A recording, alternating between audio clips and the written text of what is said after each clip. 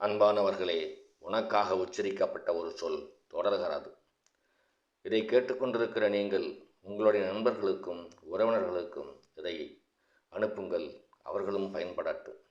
Subscribe செய்யாதவர்கள் செய்து கொள்ளுங்கள்.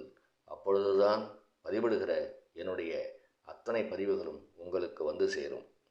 கைகேயி என்ன ஆயிற்று, கைகேயி சொல் என்று பதறுகிறான் தசரதன். ஆனால் எதுவும் பேசாமல் கைகேயி தயரதன் முகத்தை கூட பார்க்காமல் கண்மூடி கிடக்கிறாள். தசரதன் சொன்னான், கள்ளவுள் கோதை கருத்து உணராத மன்னன், வெள்ளை நெடுஞ்சுடர் மின்னின் மின்னனக்கான், உள்ளம் உவந்துளி செய்வோன் ஒன்றும் லோபன், வள்ளல் ராமன் உன் மைந்தன் ஆணை என்றான். எத்தனையோ பேசி பார்த்தான் தசரதன். அவள் கண் திறக்கவில்லை, திரும்பி படுக்கவில்லை, அவனை பார்க்கவில்லை, எதுவும் சொல்லவில்லை. ஆனால் ராமன் மீது ஆணை என்று தசரதன் சொன்னவுடன் கீழிறங்கி நின்று தன் இரு கண்களால் தசரதனை பார்த்த கைகேயி சொன்னால், எனக்கு 2 வரங்கள் வேண்டும். இதற்காகவா இந்த கோலம்? உனக்கு தருவதாக சொன்ன வரம் உனக்குத்தானே, என்ன வேண்டுமோ கேள், தருகிறேன் என்றான். பலமுறை கேட்கிறாள், தயங்கி கேட்கிறாள், சந்தேகத்துடன் கேட்கிறாள்.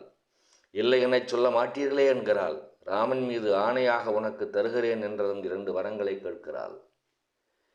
எடுத்துடன் 2 வரங்களை கேட்டுவிடவில்லை அவள். ராமன் மீது ஆணை என்று சொன்ன பிறகுதான் கேட்கிறாள்.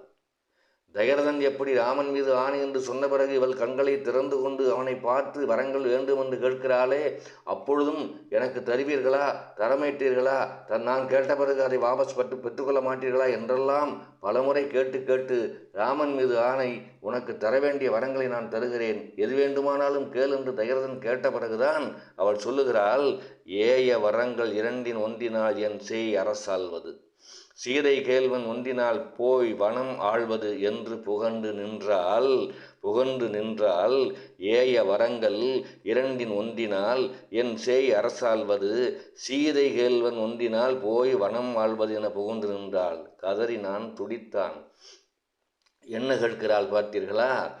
ராமன் போய் வனம் ஆள்வது என்று கேட்கவில்லை, சீதை கேள்வன் ஒன்றினால் போய் வனம் ஆள்வது என்று கேட்கிறாள். ராமன் என்ற வார்த்தையை தன் நாவினாலே உச்சரித்தால் கூட அந்த வரங்களை வாங்கிவிட முடியாது என்று அவளுக்கு தெரியும். ஆகையினாலே ராம நாமத்தை உச்சரிக்க அவள் தவறுகிறாள். சீதை கேள்வன் என்று போடுகிறான் கம்பன். மிக அற்புதமான இந்த வரிகளை நீங்கள் கவனிக்க வேண்டும். ஏய வரங்கள் 2 ஒன்றினால் என் சேய் அரசாள்வது, என்னுடைய மகன் அரசாள வேண்டும். சீதை கேள்வன், சீதையினுடைய கணவன் ஒன்றினால் போய் வனம் ஆள்வது என்று புகண்டு நின்றால் என்ன சொல்லுகிறாள் பாருங்கள். ராம நாமத்தை தவறான எந்த ஒரு காரியத்திற்கும் பயன்படுத்திவிட முடியாது.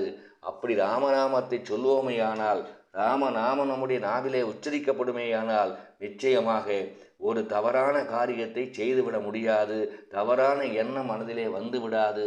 மனதிலே இருக்க தவறான எண்ணங்களும் போய்விடும் என்பதனை சொல்லாமல் சொல்லி குறிப்பாக உணர்த்துகிறான் கம்பன்.